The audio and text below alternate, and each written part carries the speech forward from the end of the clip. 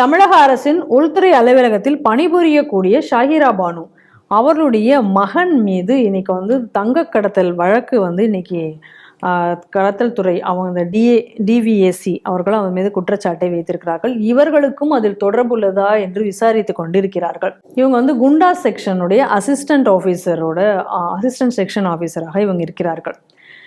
இவங்களுடைய அதாவது அந்த அரசாங்க ஊழியர்கள் அவங்களுடைய அந்த சொத்து விவரங்கள் எவ்வளோ இந்த மாதத்துக்கு இடையில் அந்த செக் பண்ணுறதுக்கான இது இருக்கும் பொழுது அந்த செக் பீரியடுக்குள்ளாரையே அவங்களுடைய சொத்து மதிப்பு 21.27 லட்சம் அதிகமாக உயர்ந்திருக்கிறது. அப்போ அதை குறித்து இந்த சந்தேகம் வரவே ஏற்கனவே ஒரு வழக்கு, அதாவது சில மாதங்களுக்கு முன்னாடி ஒரு கடத்தல் சம்பவம் நடந்திருக்கிறது. அதை ஒட்டி இதையும் வைத்து லிங்க் பண்ணி பார்க்கும் பொழுது இப்போ இதற்கு மேலே வந்து விசாரணையை தொடுத்திருக்கிறார்கள். என்ன அப்படின்னு பார்த்தா, ஆகஸ்ட் 9 அன்னைக்கு சென்னை கஸ்டம்ஸில் ஒரு கடத்தலை கண்டுபிடித்திருக்கிறார்கள். அந்த இடத்துல வந்து 12.6 கிலோ தங்கம், ஒரு 8.5 கோடி மதிப்புள்ள ஒரு தங்கத்தை வந்து கடத்தும் பொழுது பிடிபட்டிருக்கிறார்கள். அது யார் கடத்தல் செய்திருக்கிறார்கள் அப்படின்னா, பரக்கத்துல்லா அப்படிங்கக்கூடியவர். அவர் வந்து இண்டிகோ ஏர்லைன்ஸினுடைய ஸ்டாஃப் மெம்பராக இருக்கார் சென்னை ஏர்போர்ட்டில். இவர் எப்படி இந்த கடத்தலை பண்ணியிருக்காங்க அப்படின்னா, ஸ்ரீலங்கா பேசஞ்சர் அப்துல்லா அப்படிங்கிறவரோட இணைந்து இவங்க சேர்ந்து அந்த கடத்தலை பண்ணியிருக்காங்க. இது வந்து ஜூன் 8 இதை வந்து கண்டுபிடிச்சு இது ஆகஸ்ட் 9 இது வழக்காக இது வெளியில் வருகிறது. அப்போ அது யார் அவர் அந்த பரக்கத்துல்லா அப்படின்னு சொல்லி பார்க்கும் பொழுது, இந்த ஷாஹிரா பானுவனுடைய மூத்த பையன் அவருடைய கொலிக்கு தான் இந்த பரக்கத்துல்லா. இவரோட மகனும் எங்கன்னா சையத் முகமது கரீமுல்லா அப்படிங்கிறவரும் இதே இண்டிகோ ஏர்லைன்ஸில் கஸ்டம் செக்ஷனில் இவர் இருக்கிறார். அப்போ இவர் தான் இந்த மொத்த கடத்தலுக்குமே ஒரு மூளையாக இருந்து செயல்பட்டிருக்கிறார் அப்படிங்கிறது இன்னைக்கு கண்டுபிடிச்சிருக்காங்க. எப்படி இவங்க இந்த கடத்தலை பண்ணுறாங்க அப்படின்னா, ஸ்ரீலங்காலேருந்து வரக்கூடிய டிரான்சிஸ்ட் பேசஞ்சரை வச்சு இவங்க வந்து அந்த கடத்தலை வந்து பண்ணியிருக்காங்க. அவங்கள்ட்ட கோல்டை கொடுத்து இங்கே ஒரு ஆஃபீஸர்கிட்ட அந்த கோல்டை வந்து ரிசீவ் பண்ணுற மாதிரி இது ஒரு நெட்வொர்க்காக வைத்து இவங்க செயல்பட்டு இருந்திருக்காங்க. இந்த விவரங்கள் வெளியில் வரும் பொழுது இதை ஒரு மாற்ற மாதிரி வர ஸ்டேஜில் வரும்போது இந்த கரீமுல்லா இப்பொழுது வந்து அப்ஸ்காண்ட் ஆயிருக்கிறார். அதே நேரத்தில் இதே சமயத்தில் தான் இந்த அம்மாவுடைய, அதாவது இந்த ஷாஹிரா பானு இவங்களுடைய சொத்து மதிப்பு இருக்குது. அவங்களுடைய கணக்கில் வந்து பேங்க் அக்கௌண்ட்டில் தேவையில்லாத நிறைய கேஷ் டெபாசிட்டுக்கெல்லாம் உள்ளே வந்திருக்கிறது. இதையெல்லாம் கண்டுபிடித்திருக்கிறார்கள். இன்னைக்கு இதையெல்லாம் வைத்து விசாரணை நடத்தி கொண்டிருக்கிறார்கள். உள்துறையில் வேலை பார்க்கக்கூடிய அம்மா, இன்னும் சொல்ல போயாச்சுன்னா இந்த குண்டாஸ் கேஸ் இதெல்லாம் போட்டாச்சுன்னா அந்த பார்க்கக்கூடிய செக்ஷனில் இருக்கக்கூடியவர்கள். ஸோ ஆட்டோமேட்டிக்காக இவங்களுக்கு வந்து இன்ஃப்ளூயன்ஸுங்கக்கூடியது இருக்கத்தான் செய்யும். அதனால் இன்ஃப்ளூயன்ஸை அவர்கள் பயன்படுத்துவதற்கான வாய்ப்பு இருக்கிறது. அதனால தான் இந்த மாதிரி தப்பு நடந்திருக்குமோன்னு இப்போ விசாரணை போய் கொண்டிருக்கிறதுங்கிறது தான் இது. இதை நம்ம எதோட லிங்க் பண்ணி பார்க்கணும்னா, நம்ம ஸ்வப்னா சுரேஷ் அப்படின்னு ஒரு கேரக்டர் நம்ம பார்த்தோம் பினராயி விஜயனுக்குள்ள இதில். அப்போது அங்கேயும் கிட்டத்தட்ட இதே மாதிரி ஏர்போர்ட்டில் இருந்து வரும்போது தான் அங்கேயும் மாட்டி இந்த பிரச்சனை ஏற்பட்டது. ஸோ அதே மாதிரியான ஒரு ஸ்டைல், பட் கொஞ்சம் ஸ்லைட்லி டிஃப்ரெண்ட். அங்கே வேறு மாதிரி, இங்கே வேறு. அங்கே சிஎம்ஓவோட தொடர்பு, இங்கே வந்து இங்கே உள்ள ஹோம் டிபார்ட்மெண்ட்டோட தொடர்பு, இப்படி இது நடந்திருக்கிறது. இப்போ நம்ம எதை கவனிக்கணும்னா, இதில் இன்வால்வ் ஆகியிருக்கக்கூடியவர்கள் எல்லாம் ஒரு சமூகத்தினர் இல்லையா? ஆமாம், அப்படிதான் சொல்லணும். சமூகத்துக்குள்ள பேரை சொன்னா வந்து பெரிய தப்பு. ஆனால் இவங்க வந்து யாரை வேணாலும் எந்த சமுதாயத்துக்கு பேரை வச்சு வேணாலும் இவங்க சொல்லலாம், அப்படிதானே? கண்டிப்பாக. அதனால இது அவ்வளவு பேருமே பேரை பார்த்தாலே தெரியுது யாரு அப்படின்னு.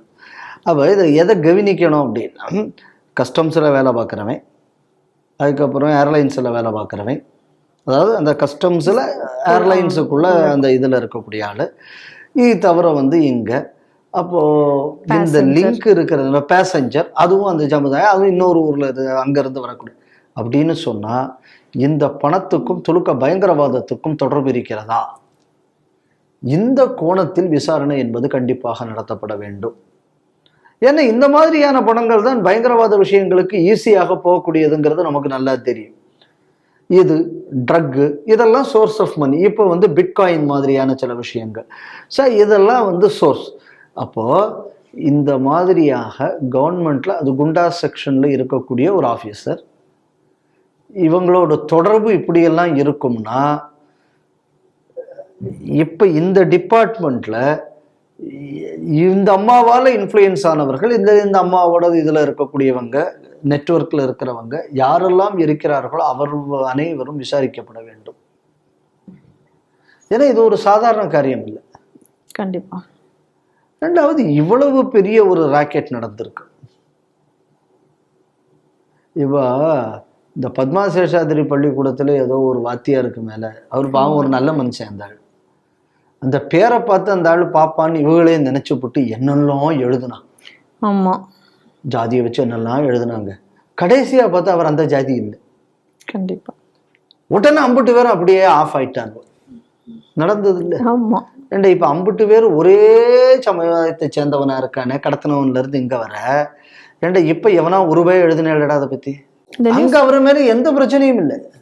சொல்ல போனா இந்த செய்தி வந்து ஒரே ஒரு ஆங்கில நாளிதழை தவிர வேற எதுலயுமே வெளியிலேயே வரல. இந்தியன் எக்ஸ்பிரஸ் தவிர எனக்கு தெரிஞ்சு எந்த பத்திரிகையிலும் இந்த செய்தியே வரல. அப்படின்னு சொன்னா இந்த பத்திரிகைகளுக்குள்ள நோக்கம் என்ன? இந்த ஃபேஸ்புக் இதுல எழுதக்கூடிய இந்த திடல் வாங்கி தங்குறத அதுக்கு அப்படி இருக்கும், விட்டுறலாம் வைங்க. ஏன்னா அதுக்கப்புறம் இடதுசாரி இது எல்லாமே, இந்த வாயில் சாரி இது எல்லாமே வாங்கி தங்குறது விட்டுறலாம். இந்த பத்திரிகைகள்ல ஏன் இந்த விஷயத்தை பெருசாக ஹைலைட் பண்ணல? அப்ப இவர்கள் எதை மறைக்க வேண்டும் என்று விரும்புகிறார்கள்? இந்த கேள்வியும் வரும் இல்ல? நிச்சயமாக.